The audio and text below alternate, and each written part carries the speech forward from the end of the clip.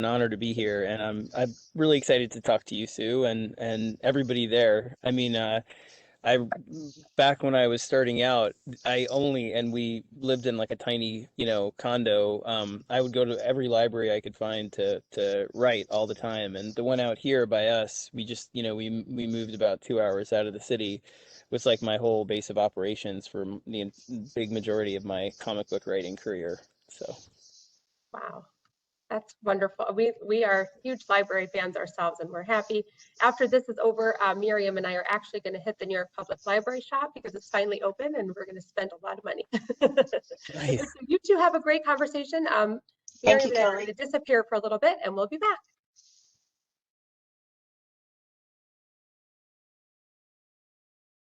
Hi, good morning, Scott. Thank you so much for being here today. No, thank you, Sue. I really appreciate it. I'm excited. So you did talk about libraries. I have a few questions, but since you already mentioned libraries, I was just wondering what a little bit briefly about your writing process, and that you mentioned you were in libraries and you wrote sometimes. If you could briefly explain that a little bit. Yeah, sure. For me, I have, we have three boys. So, with a big spread. One is 14, one is 10, and one is 2, who is a bit of a surprise and is a great joy. And when I do the math and I realize he's going to graduate high school in like 2037, it always floors me. And I'm like, I better go to that graduation in some kind of flying car. But yeah, so we've had a full house. I've all I've ever wanted to do always was be a writer, predominantly a comic book writer. I found my way in through literary fiction. I wanted to go to college for to learn how to be a graphic novelist. So I picked a school. I went to school in Providence at Brown because RISD was right there, and I was excited to do both. But I wasn't really good enough as an artist, and I wound up sort of seeing how amazing so many illustrative artists were at that time that I gave up on that aspect of it and wound up falling in love with literary fiction. It was this great moment in the 90s when there was just this explosion of the short story, I think, in particular.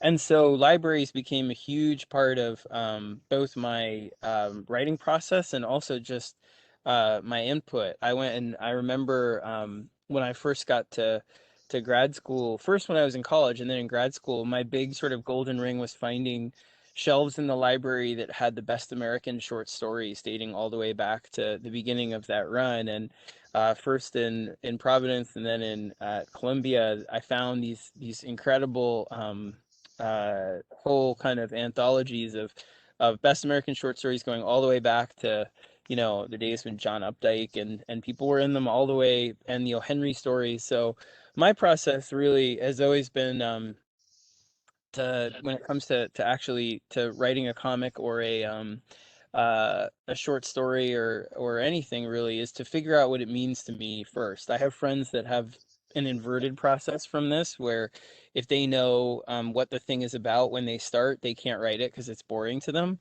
So there's no right way to do it, obviously, but my way is to kind of something will catch my eye or an image or a thought or a premise, and I have to really unpack it for myself to understand what it is that I'm exploring to start to use the craft tools the right way for me. I need that confidence of knowing, like with American Vampire, well, this is going to be a series. I'll have an idea. Like American Vampire really started with I was buying a gift for a friend of mine in a like a Dungeons and Dragons kind of shop where it was all like gaming stuff, and I saw a zombie Civil War chess set, and it was all zombies. And I remember just thinking, like, so odd to me that there aren't more indigenous or American versions of some of these classic monsters. Or well, what would it be if there was a species of vampire, for example, that was born here and had different powers? And it came to me, and so then I'll take it apart and say, what it really takes me about that? And it's about American Vampire in particular was always about, well, I love it because it would mean that there's a way of examining our own history, especially the late 19th and full 20th century, through a kind of lens of of monstrosity, where you could see the ways in which we're both we act at our most heroic and our most horrifying. And to create a series that would explore that by means of this vampire genealogy, where all these different species from around the world would become aware of the American vampire and what it was, and it itself would change and evolve. And that really got exciting to me because I knew what I wanted to do was a big, robust kind of soap opera that would be this prismatic kind of take on both vampire um, biology, but also on American history. So that's kind of what I need to do is I need to unpack it, know what it's about, and then I start to be like, well, who's the best character to start from in that case? What gives me the in? What gives me the way of exploring this topic the most thoroughly from go? So it's almost like knowing where you're trying to go and then picking all of the routes along picking the road map, or deciding along the map like which roads are going to be the best ones to take you there, let you see the things you want to see along the way the most, all of that. That's actually perfect. That's exactly what I was wondering, was if you go about your normal day, you see your sons, you go to the grocery store or something, and something sparks like you said, the Dungeons and Dragons store, and it unravels this, stream of ideas and thoughts. And that was like exactly what I was wondering, was if it just sparks something in you and you kind of go from there. Yeah, it does. I mean, for me, again, like a lot of it is, again, I have friends that like, if they know the end destination, they don't want to write the story. So none of this is prescriptive necessarily for anybody out there who's an aspiring writer. But for me, that it's the skeleton key to my whole process is kind of knowing where I'm headed because I understand what I'm writing about. So it might change along the way. Sometimes, like, American Vampire was one of those series that took a lot of detours because I fell in love with different characters and wanted to explore certain eras even more deeply and more uh, with more lunacy than I thought I might. But its destination and where it was going to end is in the initial document. So even from over 10 years ago, it was going to end in 1976 with this series, with this arc, and then we'd get to bring it up to the present for any subsequent series or any subsequent spin-offs that we do down the line.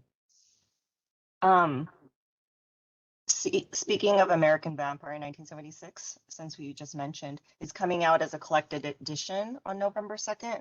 What was it like revisiting a character like Skinner Sweet? Oh man, it's so wonderful, honestly. I mean, Pearl too. The funny thing about those characters, it's such a good question because there's a few ways into the answer to this one, but um those characters in this series is really, they're like home to me. I mean, out of everything I've ever written, I don't like to pick favorites, but American Vampire is the most me. It's the one that if I had to pick one and say it embodies all of my interests, all of my passions, all the things I love to do with writing. It's the biggest kind of home base for that for me, where it's horror, it's history, it's character driven, it's big and crazy and dramatic and soapy. It has literary aspects, all of it kind of in one big mashup. But I think revisiting them now was particularly poignant for me for a couple of reasons. One is that you know, I love them and I miss them. And Raphael and I have always planned on coming back to the series and doing this arc, which, again, we had talked about when we first started the series. But it was a strange time to come back to it a couple years ago when we thought about it. It really came down to deciding that it was a perfect arc to do because of the contextual moment, the historical moment, and where we were in our lives on a personal level. So, Pearl and Skinner to me, the secret of the whole series and what you learn in the final issue through Skinner's narration, not to spoil anything, but is that they represent the kind of double helix of the American character to me. Pearl is the American who embraces our highest ideals and believes that she wants to go to Hollywood not to be a star at all, but to be part of something greater than herself, a movie that's inspiring to people out there in the world to be better. She sees the film industry at first, or these great, spectacles of cinema, not as like distractions, but she wants to be a part of something that moves people to be to evolve and to push the country forward in some way. And she sees that mission as a guiding light that goes all the way back to kind of who she was as a girl in the Black Sunflower Fields to being in this arc this big leader of this whole organization of monsters, and always never caring if she's remembered for what she does, only caring that she makes an impact and bites the country on the neck, as Skinner says, and leaves a mark. Skinner, on the other hand, is all about what he can get. He's about that individualism and blocking history out, not caring about history, not caring about the future, not caring about anything but yourself and what you can get and how big you can be. And so that those sort of twin flags, they're like almost like two American flags that are like, at opposite ends of the country. And the push and pull between them is sort of the fun of the series. And especially when we were working on this arc, before the election, but in this real culmination of absolute uh you know divisiveness and seeing the country at its worst in so many ways and at its best in other ways, and seeing people go out there and really try to kind of reclaim what we're about in the midst of things that were really frightening, all around and still are, felt like a great moment to bring back the series and to do this arc, because the 70s, the reason I always wanted to do it in 76, even when we started it, 10 years ago, before we knew that we'd be in a moment like this now, was because it's the bicentennial, it's the 200th birthday of the country, and it's a moment when we re-examine who we are. So we always thought that would be a great ending, would be to end it in the 70s and then do a coda that brought us up to the present. But looking at it now, the 70s are also a tremendous reflection of this moment. It was a moment of anxiety, of huge political skepticism after, Nixon's impeachment. There was a lot of fears about who we had become. There was anger. There was idealism, all of it kind of in one place at a moment of huge economic, political, and cultural instability after all of this hope of the 60s, the crash of that, everything. There's a lot of parallels, so it just felt like a great moment to do this one and remind people why these characters are so kind of in the bloodstream, no pun intended, of the American character. And on a personal level, it was a time to, I really, this year for me, I wanted these years, I finally built a writing studio behind me. um, Not always working in libraries all the time, but the idea was I wanted to try and do more series like American Vampire, try and take a break from superheroes for a little bit, still, keep a footprint at DC, but work on more series. And so the fun was, well, I want to close this one down on a personal level and give it everything I have. And Rafa felt the same way, so that we could land the plane and then, go on to other journeys in that way, and then always revisit it, revisit the world of American Vampire in ways down the line if we so choose. But everything felt right. So that's why it's a joy and a pleasure and an honor coming back to these characters. I love them more than anything, and to do it with the original team, that's a rare thing. Steve, the letterer, Dave McKeag, the colorist, Raphael, my blood brother on the book, the artist, and we've been on the book from the very beginning together as one team, and that's never wavered for 10 years. And our editor, Mark Doyle, still reads the scripts even though he's no longer at DC, and the editor that took over for him, Maggie Howell, came up under him and has been amazing. So anyway, they're family, and I love them, and it was a joy to do this arc in particular right now. That's wonderful. There's one last question I have, which are, what are some titles you're excited about this fall as a fan? Oh man, yeah. Anything in particular? Oh, there's a lot. I mean, I'm excited about a couple things like from friends, like Jeff Lemire has some great books coming out. I was so excited to see the success of Sweet Tooth. He has the Maze book, and I've read a couple of his things. James Tynan at DC, he has Nice House on the Lake. His new creator-owned series at Black Label is just a behemoth. It's such a great apocalyptic, character-driven, almost paranoid, claustrophobic story. everyone should pick that up. I'm sure that the trade is probably coming out around the same time as American Vampire, if not maybe a little later. But also the other history of the DC universe. That is a book that I've been enjoying tremendously, and I decided I wanted to wait to read the bulk of it until it came out in trade because it's such a comprehensive read. John Ridley is doing amazing things with so many artists on there, and it's an urgent and important book right now. And one other one that I'm really looking forward to is the Batman the world, like the idea that all these creators from around the world, different countries, are doing interpretations of Batman. I mean, I love when I'm always up for a new take on Batman, or Batman placed in a situation that really challenges our expectations about the character. The worst thing you can do with Batman, I think, is play it safe or make him boring or repeat anything, because he's so adaptable, as Grant Morrison often says. So the idea that we're going to get these incredible interpretations all around the world in ways that hopefully are really eye-opening and challenging and inspiring is a real thrill. And I'm always there for Brian Azzarello and Lee Bermejo too as an anchor story. They're both friends, and I love what they do together. So that should be really fun. So those are a few. Thank you so much. I think, are we okay on time? Scott, thank you so much. yeah. I'm like floored right now, to be honest, fanning of it. So I'm gonna Yes, then. thank you both so much. I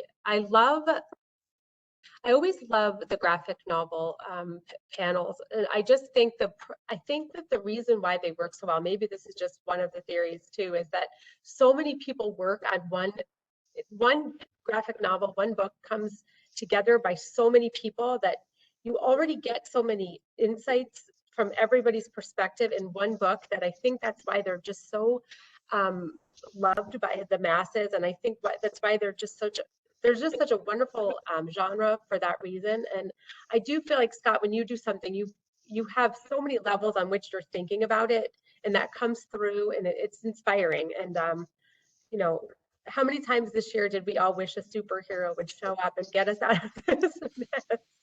Yeah. Well, one of the fun things about, just like you said, Kelly, I think the reason that I moved over from literary fiction, I always wanted to do comics, but the reason that I thought that I would do comics and then literary fiction would remain my kind of fallback, like I have such career stability there, but you know what I mean, like I'd have like some back and forth, but the reason I kind of never looked back really when I started doing comics was the collaborative aspect. That's the exactly what you said, where you have an idea and then there's this collectivism with comics. There's this sense of everybody bringing it to life by believing in it together and bringing their own passion and elevating it beyond what you could do alone through all of their talents. And that feeling of making something as a team or a family is so special, and I think it speaks to a lot of what this is about, LibraryCon, the idea of people coming together to celebrate books, to band together to make sure people remember what's important in difficult times and find things that inspire them and ignite their passion to make a difference in different ways as well. So yeah, it's the best thing about comics is the collaborative and aspect where you have to let other people in. You have to give your baby to somebody else and see how they raise it in a different way. So it's really wonderful. Yeah, and it seems to me to be such an the antithesis. I can't talk today. I'm so nervous about the technology that I forget. But it seems to me it's such the opposite of the way things are going now, where everybody's kind of it's just the opposite. You have to collaborate, you have to have teamwork, you have to take yourself out of it a little bit.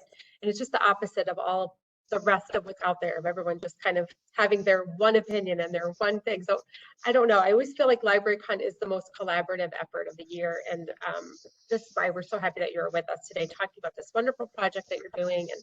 And we're glad that you were, and I also, we had the privilege of talking to Stan Sakai the other day, and we were talking about the creative process and how during this past year, a lot of creative types and a lot of illustrators or writers or whatever, maybe that saved them a little bit, was being able to have this outlet. And so librarians appreciate that you guys kept going and working through all this. And we hope you realize how appreciated it is that you kept creating. Absolutely. So we have a couple of questions in the chat. What about whether or not you're back out there doing signings, and just some wonderful messages here that just say how much people love your work, and we are just so happy. There was one question that I wanted you to answer. Let me see if I can find it again. Let's see. Where was it? It was in the chat. Okay, so do you have any interest in ever tackling compliments? Oh, you broke up for a Oh, did split you hear second that? after you said, do you have any interest in tackling the Legion of Superheroes? Oh, yeah, I love the Legion. I think that what Brian Bendis has been doing is really exciting. So it's not like the highest on my list. I think right now, if I could do one superhero book at DC, I'd probably do the JSA, the Justice Society of America. And I had this whole pitch that I wanted to do, but then I just didn't have time before I kind of moved over to do more of my own stuff. But I'd love to do something about their origins and remind people, they seem kind of encased behind glass as these heroes of World War II in a way that's really sort of idealized. But at that moment in time, I think I'd love to revisit how difficult it was to make the decision to fight the way they had to fight, and how uncertain the future was, and all of it, and do something that really shows them young and assembled as a team, and why they were brought together, who brought them together, all that kind of stuff that shows how wild that moment was, and how uncertain the future was. Bring it back to life in a really different way. So that's one I'd love to do. But Legion is great too. Great. Well, Scott, thank you so much for being here today. And Sue, thank you very much for being here today. Sue's in the middle of this heat wave out there, and so we hope you're staying cool. But we appreciate both of your time today. We apologize for the delay in the beginning, and we're so excited to have your books come out, Scott, and we're excited to see what you do next, as always. Oh, thank you so much. I really appreciate it. It was a joy to be here.